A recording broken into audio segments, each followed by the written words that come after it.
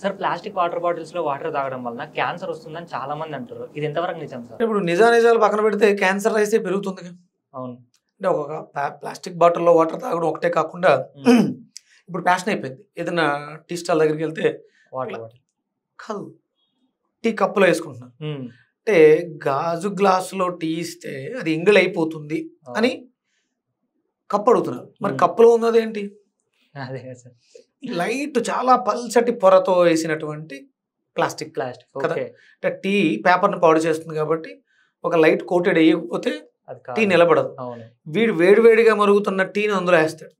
ఆ వేడి సరిపోతుంది దీనికి అరగబెట్టడానికి. అంటే ప్లాస్టిక్ మైక్రాన్స్ నీటిలో ఎక్కువసేపు అలా ఉండడం వల్ల ఆ నీటిలోకి ఇవి ప్రవేశించే అవకాశం ఉంది.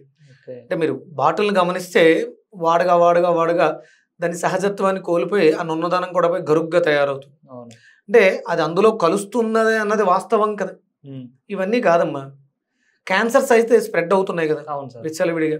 జ్వరం వచ్చింది, లేకపోతే షుగర్ ఉంది, లేకపోతే బీపీ ఉంది అన్నట్టుగానే క్యాన్సర్ వచ్చింది అనేది స్ప్రెడ్ అవుతుంది కదా. దేనివల్ల? మన జీవన విధానంలో ఇంతకు పూర్వం ఇప్పటికీ ఆ వేరియేషన్ ఏంటి? డెవలప్మెంట్స్ చాలా బాగా జరిగినాయి అద్భుతంగా. మనకు కావాల్సినటువంటి ఫెసిలిటీస్, రూమ్ టెంపరేచర్ సరిపోతే ఏసీని పెంచుకోవటం, బయటికి వెళ్ళినప్పుడు ఇబ్బంది అనిపిస్తుంటే గొడుగేసుకోవటం, లేకపోతే ఇంకా ఏసీ కార్స్, ఇవన్నీ పెరిగినాయి. కానీ మరి జీవన విధానంలో ఏదైతే అతి ముఖ్యమైందో అది తగ్గిపోయింది. లైఫ్ స్పాన్ తగ్గిపోయింది. ఏంటి రీజన్? మన జీవితాల్లో అంటే కొన్ని అన్య పదార్థాలు ఏమున్నాయి మనం రెగ్యులర్గా, అంటే ముందు ఫస్ట్ హిత పదార్థం ఏంటో తెలుసుకుంటే అన్యం అనేది అర్థం అవుతుంది. ఏంటి మనకి హితం చేసేది? ఫస్ట్ పూర్వం నీ చిన్నప్పుడు అంటే నీ వయసు ఎంత ఉండొచ్చు? 20-21. ఓకే. మీ పెద్దవాళ్ళు అమ్మమ్మలు తాతయ్యలు ఏమైనా చెప్పారా పూర్వం లైఫ్ స్టైల్ అన్న తెలుసా నీకు? తెలియదు సార్. తెలీదు. మట్టి కుండలు దాఖలు ఉన్నాయా? చూసావా? చూసాను, కుండలు చూసాను సార్. ఇంట్లో వంట చేసుకునేటువంటి దాఖలు చూసావా? కూరలు వండుకునే దాఖలు కానీ, అన్నం వండుకునే గుండుకలు కానీ. మట్టి కుండలు చూసినా సార్. అదే మట్టి కుండ అంటే వాటర్ పోసుకునేది, మంచి నీళ్ళ కుండ. అంటే అత్యుత్తమైనటువంటి శ్రేష్టమైనటువంటి పదార్థం మట్టి. మట్టితో తయారు చేసుకున్నటువంటి ఉపకరణాలు, గృహ ఉపకరణాలు, గృహంలో మన జీవన విధానానికి ఉపకరించే వాటిని ఉపకరణాలు. ఇక ఆ తర్వాత ఇంకొంచెం అడ్వాన్స్డ్గా వెళ్తే మట్టిలోంచి తీసినటువంటి కాపర్, బ్రాస్, ఇత్తడి, లోహాలు. అంటే లోహాలు ఎన్ని రకాలు ఉన్నా మనకు మన శరీరానికి ఉపయుక్తకరమైనటువంటి లోహాలు. అందులో మనకు బాగా ఉపయోగపడేది రాగి. అంటే శరీరం మీద ధరించడంతో కూడా మన శరీరంలో ఉండేటువంటి వేడిని లాక్కుంటుంది. ఇక ఆ తర్వాత ఆరాధనలు వాటికి వీటికి మనం ఇత్తడి పాత్రలు కూడా ఇంకొంచెం హై గ్రేడ్. ఇంకొంచెం పైకి వెళ్తే వెండి, ఇంకొంచెం పైకి వెళ్తే మనకి బంగారం. అంటే బంగారపు పాత్రలు వాడడం అనేది చాలా అరుదు. చిన్నవి చిన్న పిల్లలకి పాలు పట్టే ఉగ్గిన్నెలు, భోజనం తినిపించేటువంటి ప్లేట్లు. అదే వెండి పళ్ళాల్లో బంగారపు పూతతో వేసినటువంటి ఒక పువ్వు ఒకటి పెట్టుకుని వెండి ప్లేట్ పెట్టుకుంటారు బాగా సంపన్నులు అయితే. ఇక ఆ కందం పూర్వం అంతా కూడా ఇత్తడి లేకపోతే కంచు, ఇలా మెటల్స్ వాడేవారు. ఇది ఈ కల్చర్లోంచి వెస్ట్రన్స్ ఎప్పుడైతే మన భారతదేశం ప్రవేశించి మన మీద ఆధిపత్యం కోసం పోరాటం చేశారో సిల్వర్ని తీసుకొచ్చారు. అవును సార్, సిల్వర్ అది మనకు సాధారణంగా మనకి బాగా ఎక్కువ దొరుకుతుంది, కానీ మన వాళ్ళు ఎవరు పూర్వం వాడేవారు కాదు. దాన్ని పూర్తిగా మనం మర్చిపోయాం. దాని మీద వాళ్ళు రీసెర్చ్ చేసి ఇందులో ఆర్సనిక్ ఉంది.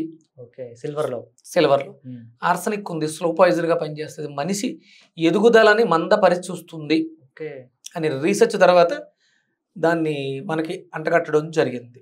జంషేర్ పాత్రలు వాటిని వాడటం అంటే దానికన్నా ప్రమాదకరంగా ప్లాస్టిక్ ఇంకా ఎక్కువ అయిపోయింది.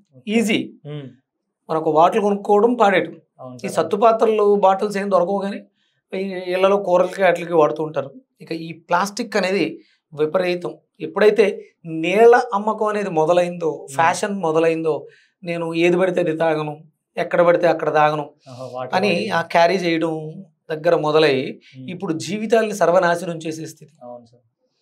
అందుకని 100% ప్లాస్టిక్ వాడకం వల్ల క్యాన్సర్స్ రావటం. అంటే మన శరీరంలో పచనానికి వీలు కాని పదార్థం. డైల్యూట్ అవ్వడానికి వీలు కాని పదార్థం ఏదైనా ఉంటే దాన్ని శరీరం ఎక్కడో ఒక చోట పెడుతుంది. బయటికి గెంటడానికి విసర్జించడానికి కూడా అవకాశం లేకపోతే, అది వెళ్ళకపోతే దాన్ని ఒక చొక్కట దాసి దాని మీద ఒక చిన్న పొరేస్తుంది. శరీరం ఉన్నటువంటి సహజ లక్షణం. ఎప్పుడైనా దీన్ని వీలైతే బయటికి గెంటుదాం, ఆ అవకాశం మనకి ఎప్పుడైనా దొరుకుద్దా అని.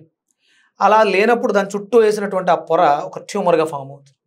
ఆ ట్యూమర్లోంచి క్యాన్సర్. అంటే డైజెషన్, జీర్ణ వ్యవస్థకి ఉపకరించే పదార్థాలతో మాత్రమే మన జీవన విధానం ఉండాలి. అవి లేవు ఉపకరణాలు. మట్టి పాత్రలో తినడం నామోషి, మట్టి పాత్రలో వండడం చిన్నతనం అనుకుంటారు మట్టి పాత్రలో తినడం.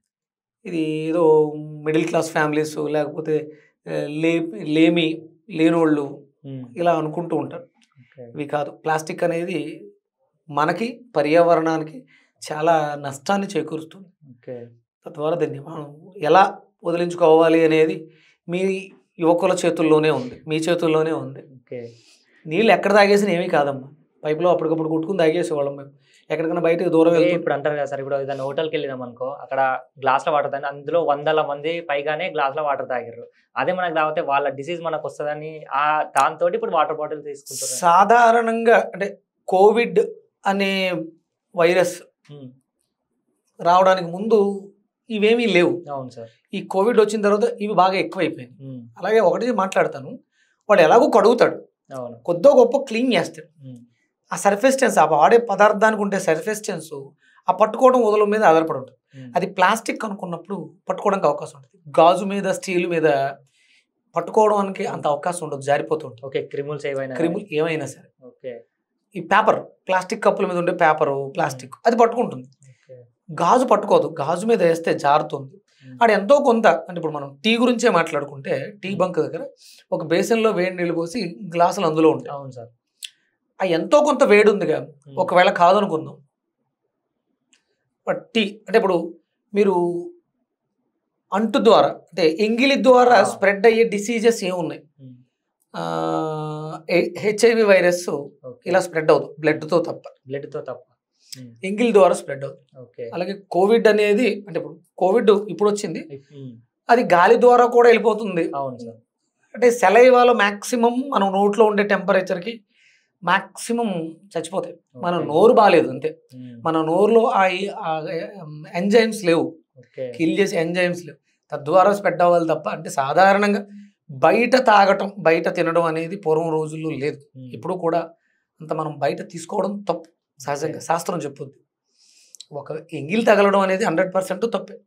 కానీ ఎంతో కొంత శుభ్రం చేస్తారు. ఇప్పుడు మనం చూస్తున్నాం, అంటే మరి ఎంతవరకు నిజం అనేది నాకు తెలియదు, ఉమ్మి ప్యాకింగ్ కూడా చేస్తున్నారు హోటల్స్లో. హలాల్ సాంప్రదాయం అంటున్నారు, లేకపోతే హిందువులని భ్రష్టు పట్టించడం కోసం ఇవి జరుగుతున్నాయి. జ్యూసెస్లో యూరిన్ కలుపుతున్నారు.